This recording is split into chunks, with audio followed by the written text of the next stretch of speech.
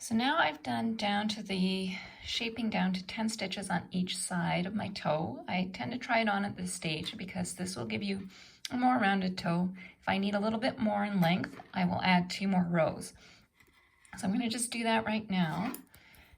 Add the 2 rows because I think that's all I'm going to need. Go down to 8 stitches on each side of my loop. In this last round, I'm going to take out this marker that is indicating that I am halfway around.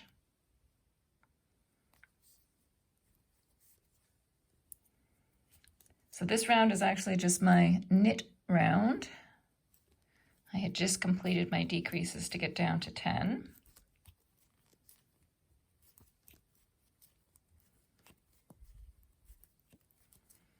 And drop out my marker.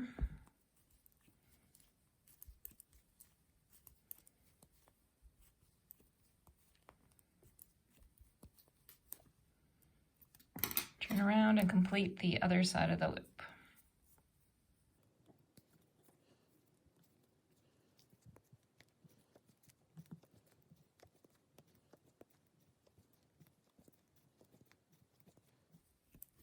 Okay, I'm going to decrease down to 8. This is my last decrease round.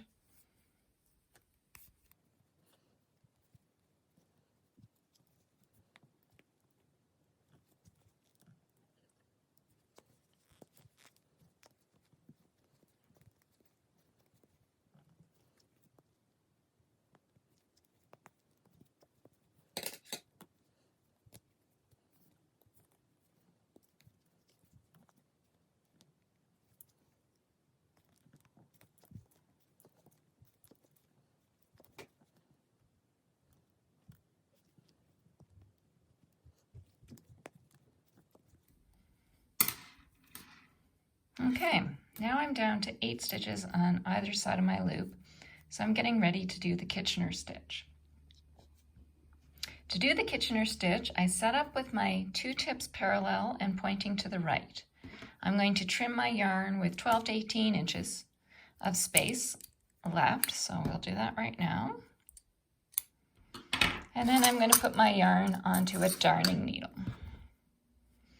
So I set up in my typical magic loop ready position with my working yarn at the rear. What I want to do is have that yarn come underneath the front tip.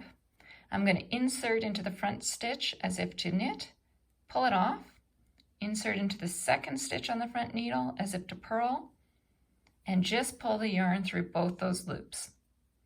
That's the first stitch done. On the back needle, what I'm going to do is insert as if to purl, pop that first stitch off the needle, insert into the second stitch on the back needle as if to knit, and pull it through both of them.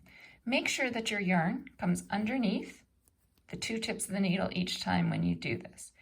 So I go back to the front needle right now. I can tell that I'm doing that because my yarn is coming from the back.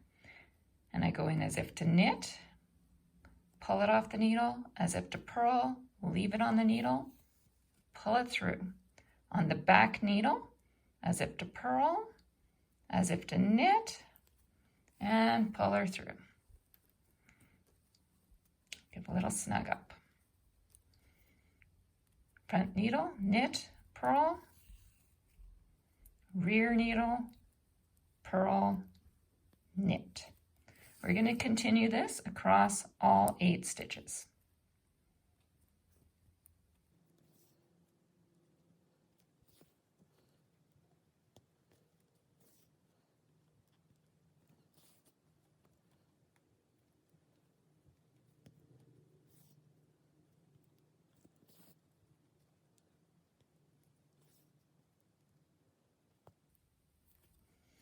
You'll end up with 1 stitch left on both the needles. So I go into the front as if to knit, pull it off, into the back as if to purl, pull it off, and pull it through both those. You'll notice there's this kind of like little tag or tail that's generated at the end of this. What I do is I put my hand inside the sock. There's a small hole that was created, and I just pop my needle inside the sock, right beside that tag, give a little snug, and it moves to the inside of the toe. At that stage, we're ready to weave in our ends. So I just turn my sock inside out. And I'm going to weave in this end.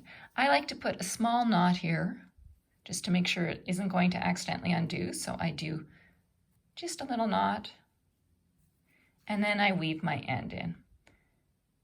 In this yarn, I try to just stick with the color that I am working on. So I happen to be on the dark gray right now.